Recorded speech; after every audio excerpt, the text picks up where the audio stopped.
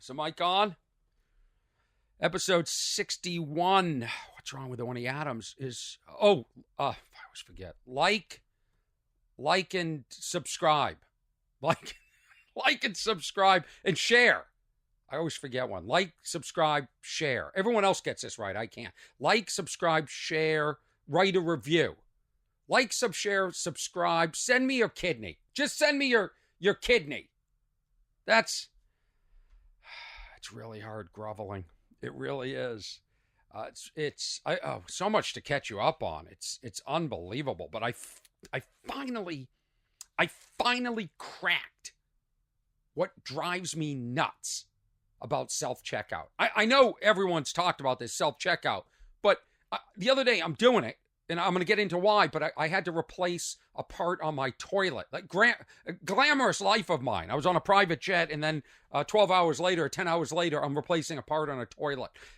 So I'm doing self-checkout.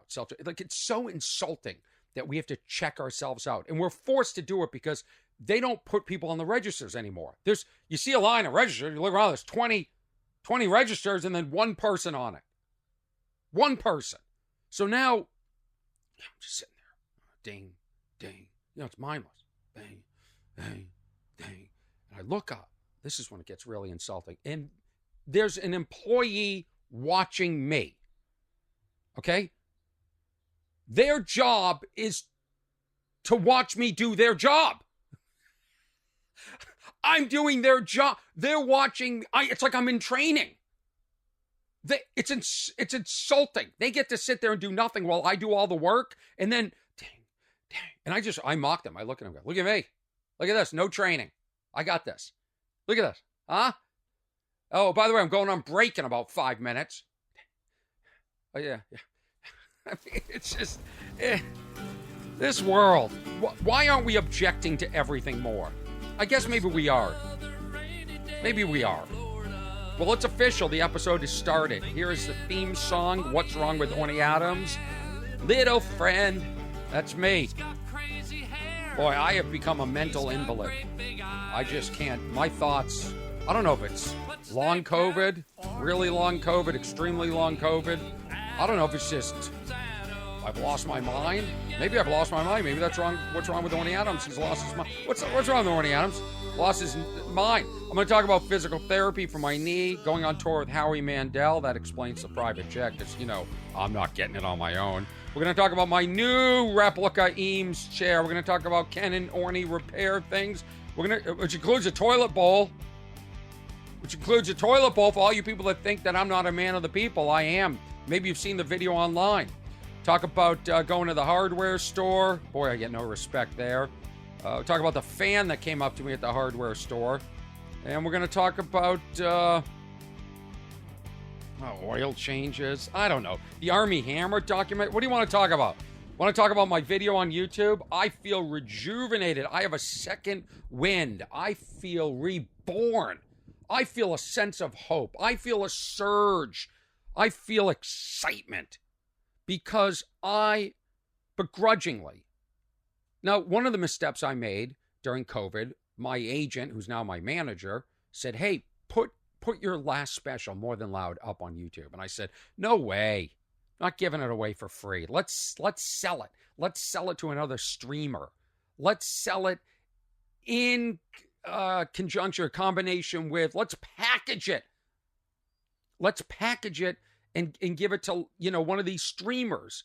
I'll do a new special. Here's my old special, which I feel like is still relevant. And I didn't put it up there. And I missed the trend. I missed another trend. I'm really good at missing trends. In case you ever know. Like, I hate trends. I've talked about it before. Like in high school when everyone started to use like certain expressions. I didn't use that. I didn't want to be one of the flock. I sat on the perimeter. I said, I'm going to be original. Same with clothing. Everybody would wear the same clothing. And you know what? Screw me. I don't know what I'm talking about. I'm the least original dresser. I'm like jeans and black t-shirt. Like, I'm boring. If somebody could find me style, that's really the missing element in my career, besides just a career in general, is I have I have no sense of style. There's nothing unique. I'm not like a Keith Richards. There's no sense of style. But I hate fads. I hate gimmicks. That's why I hate TikTok. It's everybody doing the same thing, thinking they're all cute and original. It's a lot of sheepism. Okay? But one of the missteps I made was not putting More Than Loud on YouTube, because that is the place to be right now as a stand-up comedian. And I don't want to talk about it because I don't want to jinx it. I'm somewhat superstitious, but I'm shocked and so pleased at what is happening with my special on YouTube. And I couldn't be more grateful. Of course, under that video, I'm writing subscribe, like, whatever, all that stuff. And by the way, thank you to all my Patreons. I like you guys a little bit more than the other people. The Patreon people are paying to see the video a few weeks ahead of everybody else, the video for this podcast. Of course, this is on iTunes and Spotify and Google and other places like that. But under my video, yes, I'm telling everybody, let's get this YouTube stuff going, because maybe I'll put up Takes the Third, and then maybe I'll shoot my new hour, and I'll just go right to YouTube, because that seems to be the place to be. People aren't buying comedy like they used to, and certainly not taking risks and on people like me for whatever reason. You can fill in the blank there. So I put it up there, and every day I wake up, I have my cup of coffee. Here it is right here. The formula is I make a big cup of coffee. I drink about a third of it, and I eat and I watch a little TV, and then I jump up and I go, gotta work. And then I never finish the coffee. You'll see, I don't know if you can see it in there, but I'll never finish this. And what I do is I put it in the fridge. Later, it becomes iced coffee. What a treat. Why does iced coffee taste like a frap? You know, a milkshake. Frap is East Coast. In Boston, we call them fraps. People from out of town call them frappes, F-R-A-P-P-E. So I indulge myself and I respond, because it means so much to me, having been in this business for so long, to see a response like this. I'm being introduced to all new people, and very little reference to Teen Wolf under the video, which is fantastic. There's a few, hey, coach, but how cool, because, the Teen Wolf people, you guys had your chance to jump on the Orny Adams stand-up comedy bandwagon, but you didn't. You just saw me as coach. I'm just your coach. Meanwhile, I'm over there. You can watch me alone on stage for an hour, and it's basically the same character. I don't get why that transition was never made, but it's not for me to understand. But the comments are overwhelming, and so many people had never heard of me before. And I said, listen, if you never heard of me before, there's quite a backstory. Some of it I'm discussing now on podcasts. I did Howie Mandel's podcast. I did Mark Maron's podcast, WTF, and we really get into a lot of it. And little by little, I sort of reveal myself on this podcast. I'm trying to on stage. Okay, I'm trying to, but I feel every time I get serious, it just doesn't work. Like, it's easier for me to attack the world than to attack what's wrong with Orny Adams. So if I say anything, like I'm talking about now, being my age and never having been married or have kids, and who do I leave my money to, my wealth, my empire, my 1963 Shasta, who do I leave this to? Who do I leave Big Yellow, my recording studio, to? So the comments. And it's amazing. It's interesting to see, because I'll put up even videos of this podcast, and they get seen a little bit, and I share them traditionally on Twitter and Instagram and TikTok and other forms of social media, and it just doesn't get going. But the algorithm, my enemy, my entire career online so far, likes Orny Adams More Than Loud, likes my special. Somehow the algorithm finally likes me. We're friends. I'm friends with the algorithm now. I still don't understand the algorithm, but somehow it's working. So all these kind and gracious comments, and also now a lot of comments coming in through the podcast email, what's wrong at ornyadams.com, because now people are like, whoa, who's this guy? I like his stand-up. Let me check out his other stand-up special, Takes the Third. Let me look at these clips. Look at, here he's on the Tonight Show and Letterman and up in Montreal and all these clips, and he's got a podcast. And so now a lot of people, a lot of new listeners. So thank you to all the new listeners here. What's Wrong with Orny Adams? Please like, subscribe, share, write a review, and send me your kidney. And I will continue to grovel for you. I will continue to grovel for you. But there's one comment that cracks me up. Oh, I have a new philosophy on trolls. If trolls mean you're doing something right, that's what I'm discovering, because this is sort of a moment for me. I'm having a moment with More Than Loud, my comedy special, and the trolls are out. I go, oh, this is how it works. This is when the hate comes. This is when they see something's hot. It's like the green flies at the beach, at Salisbury Beach. They only come out when there are people and food, and they attack. They attack. That's what these green flies, these trolls are just green flies. And it's interesting. It's interesting because trolls are funny because they try and be clever with their insults. And they're not clever. They're losers. They're straight up losers. It's like, I can't believe people are still trolling in 2022. You've been unmasked. We see through you. We see through your pain. Your power is not what it once was. You gotta move on. Take your trolling energy and go somewhere else. Be productive. The amount of pain that reveals itself on the internet is astonishing. It really is. I look at things, I go, this is so transparent to me. Does this person not understand that I see through them, that we all see through you now? Now, valid criticism, I welcome. And there's certainly room for it. And we're always, as a comedian, I'm always improving my art. And if I didn't, then I'm getting out of the business. If I'm just walking it through, then adios, Orny. No more. But the trolls, just all the negative, all the people on TikTok and Instagram and places like that are trying to just get views by taking innocent people and antagonizing them and getting them to react on camera. That's what I'm sick of, really. It disgusts me when somebody's out in public. Like I saw one the other day. A guy is outside of a restaurant, pointing his camera into the restaurant, videotaping. I think it's a restaurant. It was definitely a shop of sorts. And the shop owner came out and said, "Hey, hi, what are you filming for?" "I have the right to film."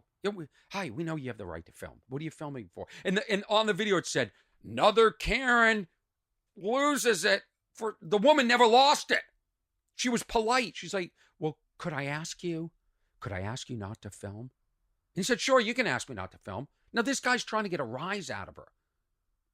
What kind of human being does this? And then another employee comes out, and they're also reasonable, like, "Hey, could you not film?" And then they close the blinds. Like, "Oh, they're closing the blind." What kind of human is that? What kind of human? I see these other guys, they're like vigilantes, and they go into police station parking lots, and they'll film, and the police come on and go, "Hey, can we ask you what you're filming?" "No, you don't have the right. What's your badge number? What's your name and badge number?" We'd just like to know what you're filming for." "I have the right. This is public property due to code number 1852B. I have the right to." And they start, "Do you know the law?" They start quizzing the cops. It's like, these cops, they just want to protect us. Yeah, there are some bad cops, but there are a shit ton of great cops. And without cops, let me tell you something. We have a lot of less cops here in Los Angeles, and it's feeling a little bit unsafe. And there's a lot of unlawlessness. Okay? I didn't have cable for a week. Why? Because thieves are stealing the copper cables. Okay? They're stealing from the cable companies the cables that you see in the air. They are clipping them, stealing them, and selling them on the black market. And you call the police. There's people up here clipping the wire. You think they have time to come up to hey, we're dealing with shootings, stabbings, high-speed chases. We got groups of 30 people running into the pharmacies and stealing stuff off the shelf. Kind of don't have time to help you people with your cable wire. It was clipped not once, but twice. Twice in a week. This is what happens when there are no police. It's got to stop. Stop antagonizing police and innocent people. Seriously. And then even like online. So it brings me right back to what I was talking about, which is the comments. They're trying to get a rise out of me. I got to tell you something. Not anymore. I've been around too long. It doesn't bother me. It really doesn't. And so here's a comment. Amongst, I would say, at this point, this was about a couple of weeks ago before the video really started to jump. And man, is it jumping. Oh, I don't want to jinx it. Sorry, I didn't say that. Take that back. Here is Jose. Is it just me? This is a comment under my video, More Than Loud, which is on YouTube, under my channel, Orny Adams on YouTube. Is it just me, or does it... Okay, I want to say this clean. Is it just me, or does this guy's show suck big time? Question mark. I mean, the guy clearly lacks creativity and needs to shit on other people. Damn it, I didn't put the reads more.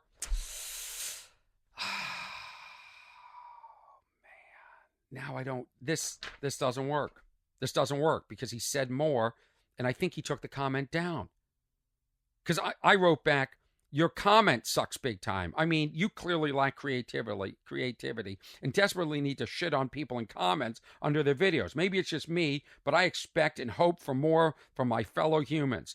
There are some comments there are some great comments under this video, and you need to learn from them. Hope this because he said you need to learn. Again, I hate this. You need to learn. Be better. This sucks.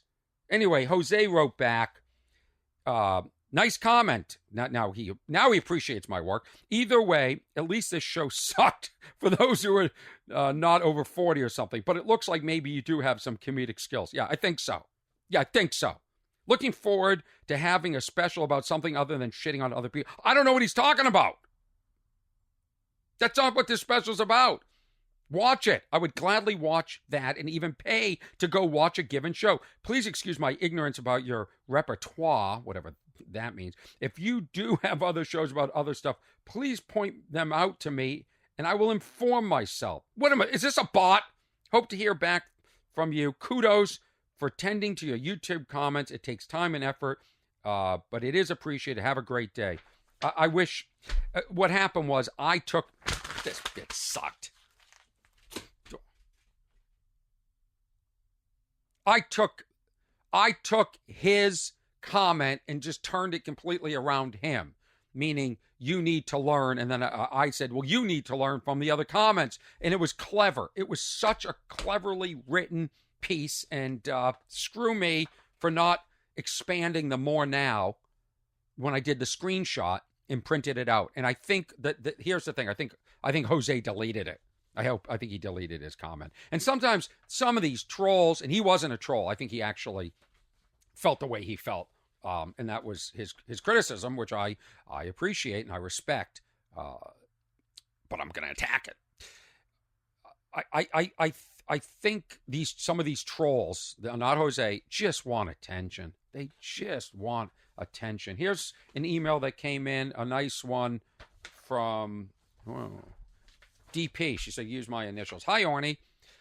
WWWOA question mark. How about WWWDP? That's her name. Well, you can start your own podcast. I had one of your YouTube on my TV last night, and I put my sleep timer on. By the way, I think people that watch YouTube on Apple TV, you can't comment or like it. It's like really difficult to do. That is a flaw in the system. So I put on the sleep timer so I could fall asleep laughing. Instead, I got insomnia by osmosis. If you were not so funny, I could have gotten some sleep. What's worse, after I did doze off, I woke up troubled thinking something was wrong in the middle of the night. You are now an insomnia super spreader. That's right. Don't try and sleep through my content. You're delightfully clever. I have listened also to some of your podcasts. Well, thank you. Like, subscribe, share, write reviews, and send me your kidney. And because I am older than you, oh, great. Another fan that's going to be dead before I can monetize them for several years. I can say by observation, it is in your nature to be funny. You can't help it. That's right, I'm just oozing with funny. You make me laugh out loud, not just a grin or an acquiescing nod, but a real laugh. Love it. You know what I do like about my fans? Is they're so articulate. Beautiful grasp on the English language. Remember that kid in Singapore? I don't know where he's been. Hope he's still okay. What you have other comedians do not is that your generosity to share it and not make people pay for every thought you have. Well, I'd like you to pay. Like you to go on Patreon. And I kind of disagree with this because I find the most successful comedians right now are just putting it all out there in a way that I would never put it out there. I just wouldn't. I think I deserve privacy. I think my family deserves privacy. I think the people in my life deserve privacy. I'll give a little, but I'm not giving all of it. And I think that has inhibited and blocked my career in a sense. You have no need to use profanity or stoop to the dark or dirty humor. Well, it's just not my style. I want everyone to feel comfortable up there, and that's just not who I am, and it is who some people are, and they should do it. She lost her Vietnam veteran husband last Thanksgiving due to COVID-19. Wait a minute, does that mean it's real? Sorry about that, DP. Wow. Well, listen, it's always good to find laughter in dark times. I love that you talk about something funny, and then under your breath there is sub-humor going on. This is the longest email ever. This is unbelievable. It makes me have to be an intense listener. That's right, for the nuances, she says. Anyway, it ends by saying, you are blessing people by being you. That's right. Phooey on the rest of the world. Dirty language, phooey. And then it ends with of course, she brings a Bible into it. The Lord bless you. This is a quote. The Lord bless you and keep you. The Lord may. This sounds like Bob Dylan. May the Lord bless and always. May the Lord bless and always. May you always. May the Lord bless and keep you always. May you always be. Build a ladder to the stars and climb on every rung, and may you stay forever young. May the Lord bless and keep you always. Now that I read this, I forgot one of my favorite Dylan songs, Bob Dylan. The Lord bless you and keep you. The Lord make his face shine upon you. The Lord lift up his countenance on you. Countenance? Isn't that... Well, you can't go to the bathroom? You can't keep it in? Incontinence? I hope the Lord puts his non-continence on me and give you peace. Thank you, DP. She gave me permission to read that email. That went better than the Jose comment. Man, I was so proud of it. And I know I sent somebody screenshots. Let me see if I can find the screen. That'd be going back to. Forget it. Who cares? I'm such a completist. I want to do it. And then here's the other thing. Under the comments, I'm doing a lot of this. Here's another comment that I like to put under a lot of them. I like to tell them that I'm planning on shooting a new special. And then I like to say, hey, come see me live someday. And every time I'm like, is it someday one word or someday two words? I always do two words. And I'll tell you why. The grammarist, according to grammarists, the one word adverb someday works when describing an indefinite future time. In other words, I'd like to see him again someday. Oh, shit, maybe it is one word. Someday is two words when it refers to a single day. Yeah, this is a single day event, seeing me live. Even if that day is unknown or not specific. I have an appointment someday, two words next month. So I think I'm right. According to Grammarly, someday means at an indefinite time in the future, and someday, two words, refers to one day that is perhaps unknown or unspecified. Why don't we just pick one? Someday, one word, I will invest in a new laptop. I want you to come see me someday. Someday. I still think it's two words. Then they give examples. I have a doctor's appointment someday next month. Two words. She scheduled a meeting for someday, two words, in August. I don't know. I really wish I had a better grasp on grammar. I think it's 2 words. If it isn't, everyone go up on my More Than Loud and just video on YouTube and just go, what's up with that? Dude, you're funny, but you're stupid. Yeah, I'm a mental invalid. What's up with summer colds? Is that the worst when you get a cold in the summer? You're like, what's up? What's going on here? It's called a cold. It's not called a summer. Boy, that's hacky. Doing physical therapy for my knee, and I finally figured it out after a bunch of sessions. You got to go in there and sort of yell at these people. You have to treat them like the audience sometimes, because they'll overwork you. It's like you have to go and go, I get it.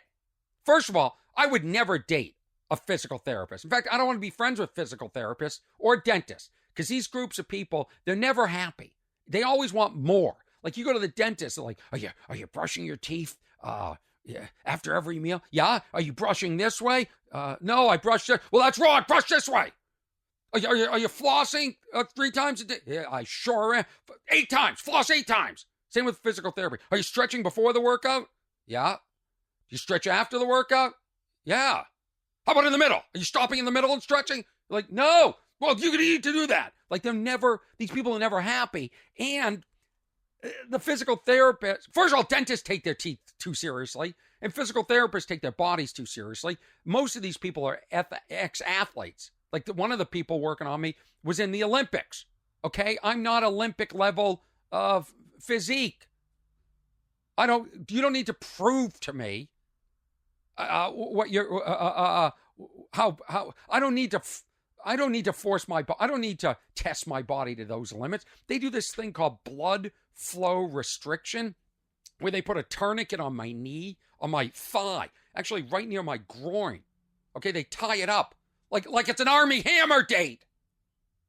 They tie it up and they cut all the blood flow to my knee. In my knee, you should see pictures of this. My entire leg turns blue. It bloats up, turns blue, and then they make me do all these exercises. I can't breathe. You feel like you want to throw up, and they're like, keep going. And then I guess the theory is that you take the tourniquet off and all the new blood flushes to the injury and helps it. Well, guess what? I don't need to do that. You know why? I'm not playing in the Super Bowl next week. That's why I can't stand these physical therapists. So now I go and I go, all right, settle down. First of all, we're not doing blood flow restriction anymore. Okay? The other thing is, I just want to know stretches that can help, because this is what hurts. And I control the tempo. I take over. Same with the dentist. Settle down. Of course, we mock the dentist, but the minute you get like a little bit of pain, you're like, and you go in there and you're like asking for forgiveness, and I'll do better next time, and I'll floss, and you were right, and I should listen. I should have brushed this way, and it's probably the same with a physical therapist. All of them got to settle down. Remember on the last episode 60, when I didn't even know what episode it was? I'm like, is this episode 50? Is this 40? I think I thought it was 40. I mean, that's mental invalidism. I got a new chair. Remember my chair broke? Remember that? I had a Eames replica chair. Now, the Eames chair is about $8,000, so I bought the knockoff, but I bought it from a very high-end furniture store, and I would bring it back broken, but the furniture store went out of business. And this is the theory that I have. I think because I kept waiting for the chair, and they kept saying, oh, it's going to be on the next ship from China, and this is pre-COVID. Oh, it's coming on the next, and it wasn't coming. And I think what they did was, because I knew they were going out of business, I think they just ordered me a cheaper version and just sent it to me to shut me up, and then they just shut the doors, and they don't care. That's what I think. I think I got scammed, because this chair was expensive, and it seems very cheap compared to the new one that I got. So here's what happened. I talked about this on the podcast, and this is the way I would think social media works and the world works, because I do have a decent following, and a lot of people listen to this podcast, and it's growing. A company heard it, and they said, you know what? We make that chair, or we sell that chair. And so they said, we'd like to send you one and make a video in exchange. I said, I'll do that. I'd love to make videos. And, my only concern was if their chair wasn't decent quality. What do I do? And I thought I could send it back, or I could actually pay for the chair. But the chair came in it. The quality was remarkable. The problem with this partnership, which feels dirty to me, but I guess it's the same as reading an ad. I'd read ads on this podcast. If somebody contacted me and said, hey, I'll pay you X amount to read this ad, I'd read the ad. So but it just feels weird. Like I don't like saying like, subscribe, share, write a review, and give me your kidney. I don't like saying that. I don't know why. I'm stubborn. There's still some pure artist left in me, or expressionist. So they send me the chair. The chair arrives right, and there's a lot of back and forth. I'm like, listen, I want to make sure the quality's right. Could you tell me what kind of veneer you're using, the leather, all this? I compared it to, could you tell me what the difference between this chair, which is highly reviewed on the internet, and your chair is? And they were very anxious to get me the chair. They got me the chair, and then I was away for a week. In the whole week, they're like, sir, where is video? I think they're in another country, because it just feels like they're in another country. Chair arrived in 3 days, so I think they must have a warehouse, or I know they have a warehouse in California, and they'll ship right away. I thought the customer service response was exceptional, which to me is a big deal when I'm choosing who to go, what company to go with, and especially when you're deciding to buy a chair online that's over $1,000. Sight unseen, it's hard to spend that kind of money. So they made me feel comfortable. But they were very persistent. Where's the video? Hey, I'm not gonna be able to get the video for 2 weeks. Where's the video? And I'm like, you gotta. So then I just stopped responding. And finally I made the video. And I didn't make the video, I forced it. I wish I had more time. I would have set up lighting. I would have made the audio better. I would have thought about the script more. Maybe I would have edited, but you know what? Screw you. You want the video? Here's your video. And it came out pretty good. And I put it up, and then it became, are you going to put this, are you going to promote this? Yeah, I'll promote it. I put it on Twitter. Then it became, hey, here's a thumbnail. Can you use this Yeah, I'll use this thumbnail. Can you change the name of the video and I'm like, okay, now, just me doing the video is work. You can take the video and share it with potential customers. You can share it. You can promote it. Do what you want with it. Okay. But I didn't sign up. This isn't a full-time job for me. And now you're being too aggressive. And they just kept pushing and pushing. When are you going to put it on Twitter? I put it on Twitter. Then our team thinks you should put it on TikTok and Insta. Well, no, I'm not. Sorry. I said to them very clearly, I said, I agree to do a YouTube video. Let's watch it grow organically. Maybe, I'm thinking I got a video. I got my stand-up videos doing really well. Maybe other people will find it. But they're impatient and pushing and pushing. And then they said, you made us, because there's a code. And if you use my code, you get $30 off. And then they send me some money. Not a lot of money. But they said, hey, you have a sale. And I go on, there's a tracking system on their website. Okay. And I can see how many people have used my code. It says 0. So I'm a little skeptical because I didn't respond to the last 5 emails. So I'm thinking maybe because they got too pushy. And I wanted to see what it could do just on YouTube, and then we'll push it. So I thought maybe, I thought maybe they're just trying to get my attention by saying that I had my assistant respond and say, hey, listen, that's great. Just send the money via PayPal, which is the agreement on their website. They say, we can't send the money until we have your passport photo. Passport photo? Okay, now I'm thinking, are they scamming me? So assistant writes back, what do you need a passport photo for? They said, we can't send money until we have passport photo, ready for this, and social security number. So he writes back and says, we don't give out social security number. We don't know who you are. This isn't the agreement. So if you're not going to send the money, we're just severing. We're going to sever this partnership. So he wrote back and said, send the money here. They never sent the money for 3 days. I took the video down. Feels like a scam. I could be wrong. I'll update you in 62 if they write back. But is there a scam where they send potential influencers product and then try and get them to give over their passport photo? What are they going to make my passport? They're going to clone my passport and social security number? You're not getting my social security number. No way. First of all, any sort of business like that, I'm a corporation. You have my federal ID. I'll send you my federal ID number. Okay? And also, we're talking about such small money. It's not going to meet a tax threshold for quite a bit. So I call scam. And the chair's great. The quality of the chair is so much superior to the other one. The leather smells like leather, looks gorgeous. The wood is gorgeous. The only problem is the eames, and the good eames, or some eames replicas, use these rubber shock mounts on the side, which gives the chair a little give. I tell you to go watch the video, but I took it down.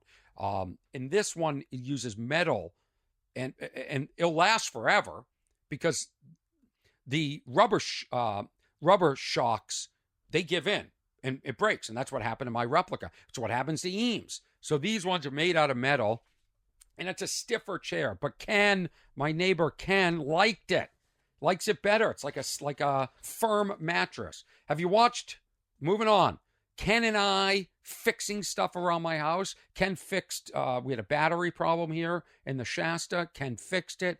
Ken fixes a lot of things. He fixed my water filter under my sink. And Ken and I, and the banter between Ken and I, it's so funny. Like, go, I think it's on YouTube. It's called How to Fix a Running Toilet. And I started filming Ken secretly because it's just so funny the way we go back and forth. And I put it up on YouTube. People love Ken. He's from Oklahoma. He's older than me. My mom thought it was like elder abuse. She's like, I felt bad for Ken. I don't feel bad for Ken. He's rugged. Ken's got a workshop. He's got a huge house, and he fixes everything. He's great. I enjoy fixing things with Ken. I enjoy when we do things, and the banter is really funny. But I had to fix, my toilet just kept running. In the old days, you had a toilet that had like a balloon, like a rubber balloon that would rise up and down. And if you had to stop it, you just pick the balloon up and then put it down. And the parts were right there. Like, I remember my first car was a Volkswagen Rabbit. And you could open the hood and you could see everything. You could see the spark plugs if you needed to change something. It was so simple. It was intuitive. Now, you open it up, it looks like a suitcase cover. And I guess the engine's under there. I don't even know. And God, I should talk about my oil change too. I can't get an oil change. Anyway, so Ken and I fixed this toilet. I love the video. I love the video of me and Ken because the banter to me is so funny because I don't know anything. I just learned from Ken. Like, Ken thought maybe there was a leak in the actual bowl, the toilet bowl. And he said, we'll know exactly where the leak is by how far down the water goes because it only goes as low as the leak. Now, this is great information. And I want to share this information with people. So I made this video. And first I had to go to Home Depot and buy the part. And I bought the part. And I won't recap everything that happened with fixing it, but there is the video. And as I put the part in, and there's one part missing. And it's this plastic tube that goes from the refiller, the thing that causes the water to come into the bowl, and then the other thing that goes into the toilet. There's a plastic tube. I don't know how to explain it. I'm not Ken. So that was missing from that's it. Everything else was there. This is a $25 part that you get at these stores. And that part was missing. Probably a 50-cent plastic part. And I'm a completist. Ken said, you don't need it. Just use the old one. The old one will last forever. And I said, yeah, but I just want to have it just to have his backup. And I paid for it. So I go back to the store. I don't want to say which big box store it was. And I said, could I just get this plastic tube? This was missing. And I put the old broken part in there. And they said, no, you have to return this. I said, but this isn't anything. This is just the broken part. I just need that. She didn't want to listen. Young person in her 20s, didn't want to listen. No, you have to return this and exchange it and buy a new one. I go, but I just need the little plastic. No, you have to do. So essentially, that store lost. I don't know what they're doing. Do you understand? All I need, so now they give me a brand new. Now I have an extra one. They gave me a brand new. This is how dumb employees are. She's not even listening. I'm like, no, I don't need everything. I don't need the main part. I have the main part. It's in my toilet. This is the old main part. I just need the little plastic part. No, you have to exchange it. Full exchange. So I have to go to the shelf and get the new one, and then she takes the old one, throws it in some bin behind her. Because nobody's listening. They could have just given me a plastic. This is what you do if you own the store. Okay. Let's go over to the shelf together, you and I. Maybe the plastic part fell out. Maybe it's over there. Maybe there's two in another box. And maybe that happened. Who knows? Maybe somebody stole the plastic because they didn't get it in their package. Okay, now we're gonna discount this one, 20%. It's just this world, nobody's thinking. Nobody's thinking. What's the difference between someday and someday? Nobody's thinking. Army Hammer isn't thinking. Should I talk about that documentary? Should I talk about me and Howie Mandel on the road? Oh, then that's where this happened. I'm going through the self-checkout there at this store, and I'm buying a few items. And that's when I noticed the person looking at me. I go, this is unbelievable. And that's when, ding, the comic light went off. I go, wait a minute. Everybody's talked about self-checkout. I've been talking about self-checkout so long, my old self-checkout joke, I don't even do anymore. I used to do a joke about how you have to put everything in your bag, then take it out of the bag, scan it, put it back into the bag. Like, I just walk out. Like I used to do a joke like that. And so now that joke I don't even do anymore because I'm sick of talking about bringing our own bags. And so now the new joke, which I feel is a new angle. I love finding topics that people talk about and find the new angle. Like, why does it really bother us? I'll tell you why it really bothers us. Because we're doing their work and their job is now to watch us do their job. And employees watching me self-checkout. Like, your job is now to be on break, overseeing. Now you're the manager of checkout? Everything about it bothers me. That bothers me. And yet we just accept it. Another thing we just accept. Another thing. Jeez. You're listening to Orny Adams. If you want to contact me, if you have questions, comments about this podcast, what's wrong at ornyadams.com. You can listen on Spotify. You can listen on iTunes. You can like, you can subscribe, you can share, you can send me your kidney. You can watch this episode within a day on patreon.com/Orny. $5 a month. That's it. You get everything. You can also just binge watch and unsubscribe. But a lot of people are there just to support me, which I appreciate. So thank you to those hardcore people. I appreciate it. Had a lot of difficulty doing this podcast because, one, I had no Wi-Fi for a week. Then the heat wave, there's 300 degrees here in Los Angeles, actually topped out at 300 degrees. People from hell were coming to Earth to cool off. That's how bad it was. A lot of good documentaries I'm watching. A lot of good ones. Watching this, I think it's Discovery Plus, this Army Hammer, the House of Hammer. This is what I don't get. I wasn't going to talk about this today, but then I saw another trending topic was that guy Adam Levine got busted sending sexy texts. Says he doesn't cheat to a model. Sexy. Why do celebrities? I'm barely a celebrity. I'm more guarded than them. Like, I used to take risks. Now I don't say any. Like, so many times I think of a joke. I go, I'm not going to say it because if it's misinterpreted or a person takes a screenshot and they share it. Like, I'm barely a celebrity. I'm more guarded. In fact, dating sucks nowadays because you have to be so guarded. You can't be fun. You can't go for it. You have to sort of, like, you don't, even if you're just flirting, like, innocently, you don't want that person to take screenshots and put it up and humiliate you. So I'm guarded.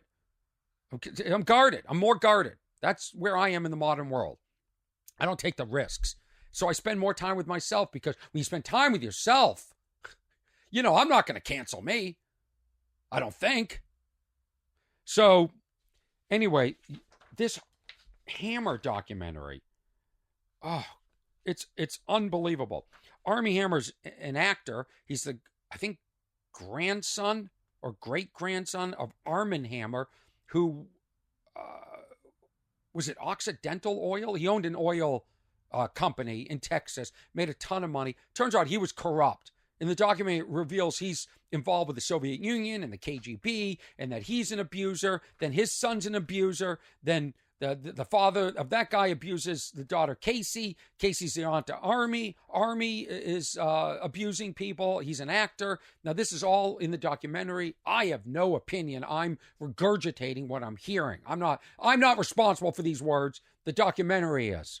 In the documentary now, one of the women that was portrayed or featured in the documentary, Effie, they used screenshots from Armie Hammer's conversation, saying that I think he wanted to rape her and tie her up and put a knife to her neck and make her beg and crawl away. I mean, really deplorable. I don't know what planet I live on that this is going on. I'm missing half the world. Half of the seedy world. Seedy. S-E-E-D-Y. The seediness. I'll go to parties. We'll leave the party and people, did you see all the coke? No, nobody offered me coke. Nobody's ever offered me coke because they know I'm not a coke guy. No one offers me anything. They don't even offer me a drink. When the tray comes by, like in the movies with the champagne, goes right by me. Sometimes I have to go, hey, have you seen the chicken skewer? Where's the chicken skewer guy? Meanwhile, everyone's having a party in the back with drugs and orgies, and I'm not invited. Most of the documentary was based upon Casey Hammer, who in 2015 wrote a memoir called Surviving My Birthright. She's a sister of Armie's father, Michael, and granddaughter of Armie's great-grandfather, sexual abuse, assault. Oh, wait a minute. That's Armie is accused of sexual abuse, assault, and cannibalism. She, quote, had a front row seat to the mayhem. Casey, who accused Armie's parents of cutting her completely off. Yeah, she's got completely cut off. That's all I want to know is, Armie Hammer had all this money. Who got what? That's all I care about. Because if you're Armie Hammer, you're an actor, you have all this money, why can't you just enjoy that? Why do so many people with a lot of money just keep screwing up? Why? Why not just take the money and just go on a beach and chill out?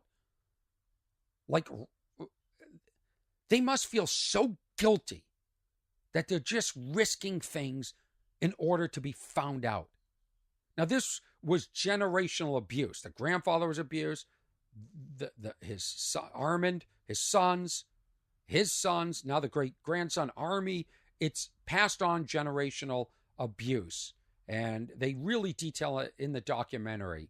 And Armand Hammer, when I was a kid, my dad gave me his book, his autobiography to read. They said, read about this guy. You want to be a successful business person? Read what he did. Well, it turns out he's in bed with the Soviet Union. Turns out he's bribing people. That's what I should have done. I should have been bribing people. Early on, I should have bribed club owners. I should have bribed executives. I should be bribing people now. I can't even get people to like, subscribe, and share and all that. I have no business sense. It would never occur to me to bribe. You know why I don't bribe? Because I thought I had the God-given talent to make people laugh. I see it on tape. I see it on stage every night. I thought, I don't need the gimmick of bribing. Buying viewers. It's all a game. You stupid idiots fall for it. Why can't you fall for genuine talent more often? I mean, I know you do. I'm putting this on myself. Anyway, one of in the Armie Hammer documentary, Effie, they took screenshots. Again, why this guy doesn't protect himself more. He's married and he's sending women screenshots, and he's sending multiple women the same. He's got the same playbook for everybody. She said that um, Army was degrading and belittling, and that she feels like the documentary is re-traumatizing her, that she didn't want to be part of this documentary, and they didn't ask her. And but the documentary said, we don't have to ask you. Why do we have to ask you? It's our duty to tell the story. A lot of people don't want to be in documentaries. There'll be no documentaries. There'll be no movies if we couldn't just put people in. We don't have to get your permission. This is on public record, your screenshots and your story. And they pulled like a clip of her talking maybe on a podcast or something. So there's this debate going on, victim versus documentary. And it's interesting. And I'm curious where you stand with all that, because I've been in a documentary. So I'm fascinated by documentaries.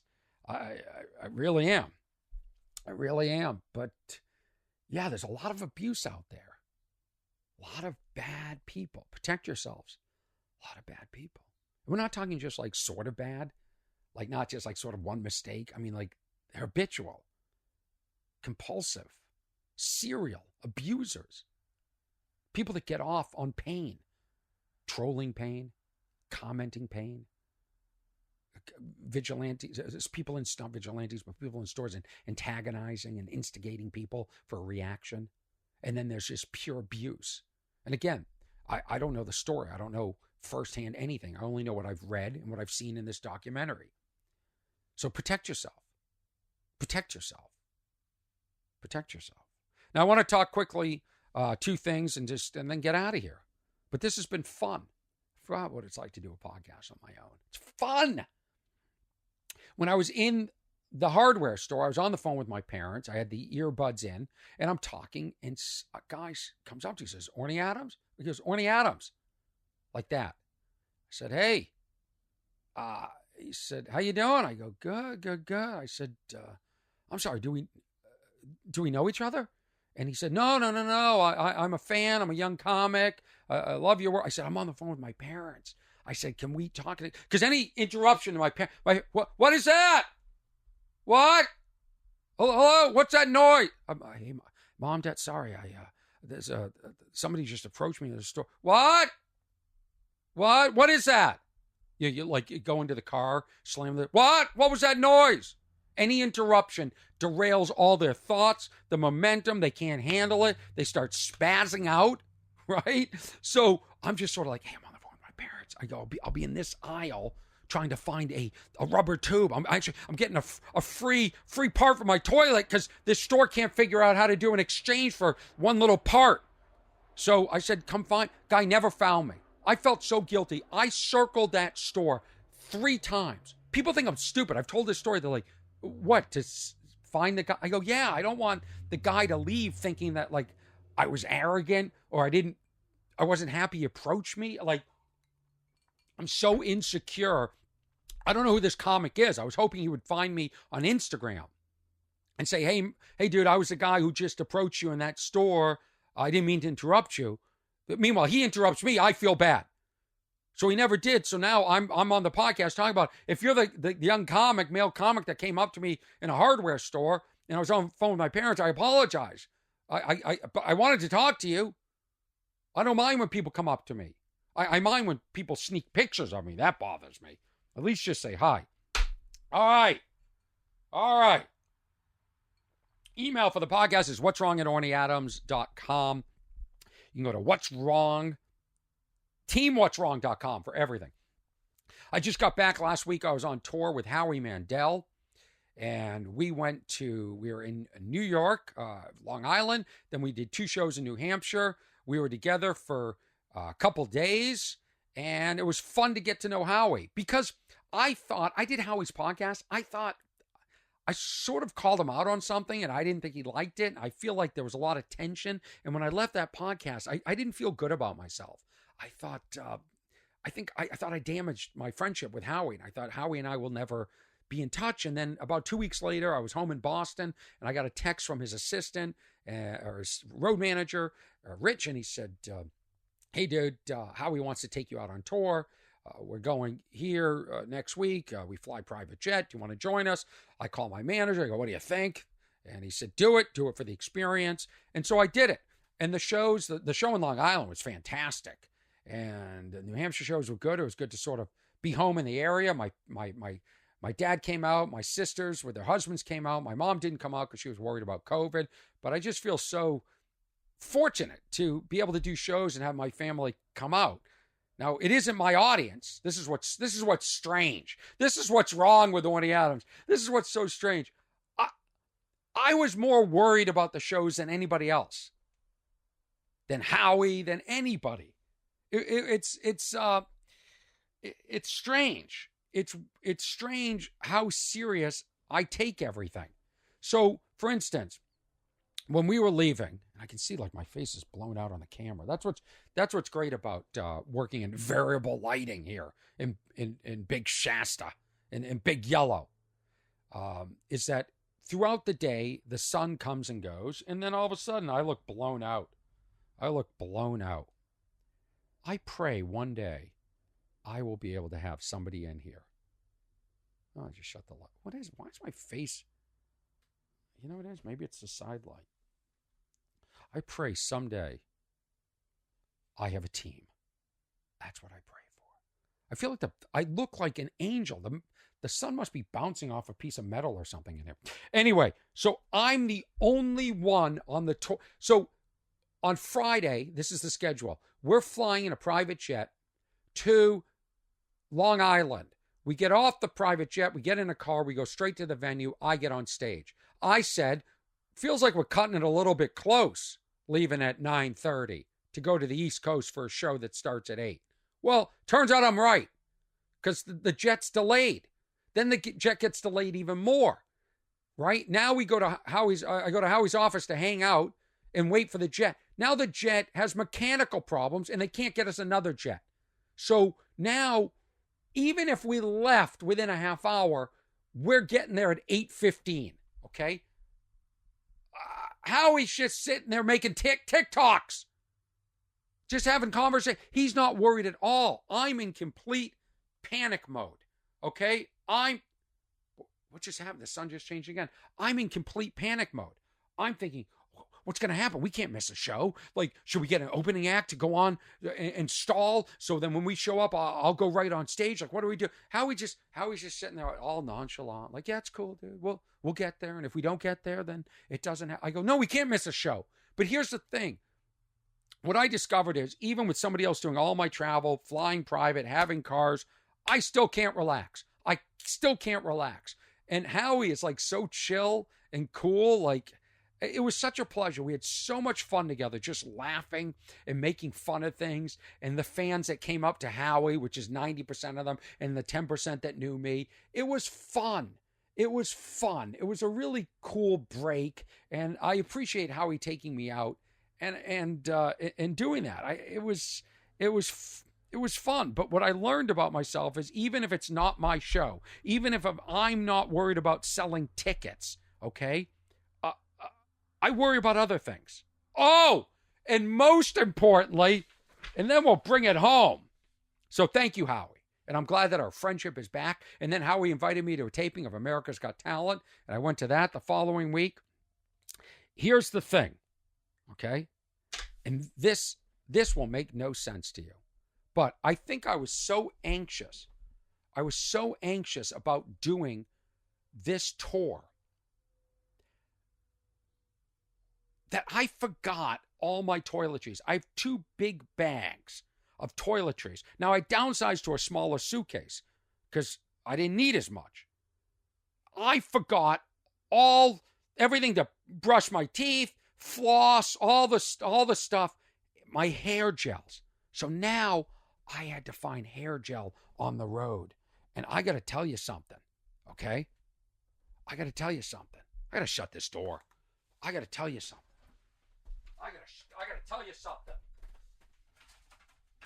The sun's ridiculous right now on my face. I got to tell you something. Okay? There we go. Now that looks better. I got to tell you something.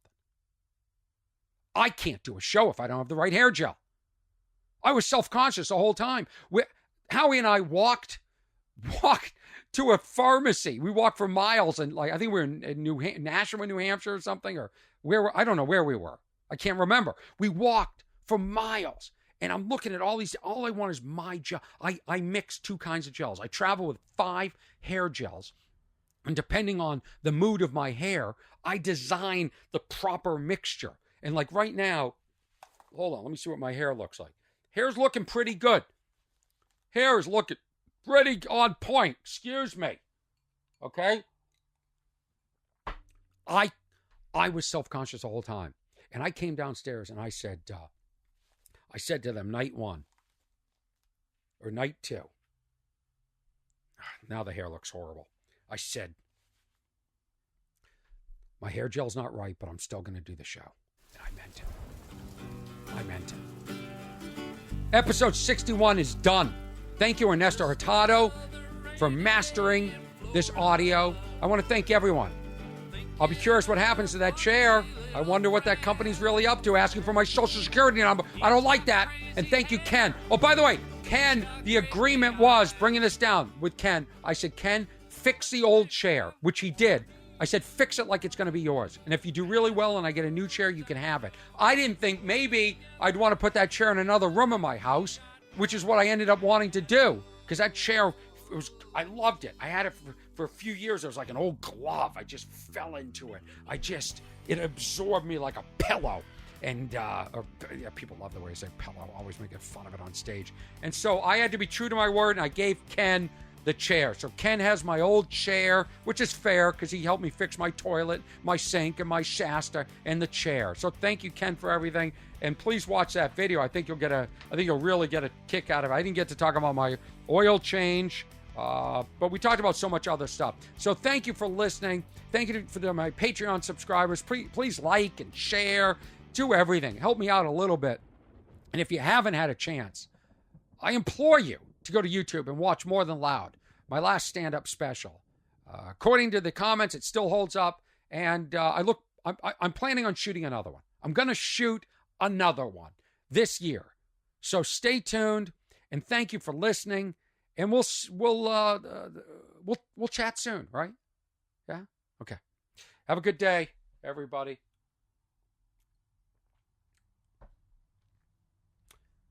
And don't email me and ask for my social security number.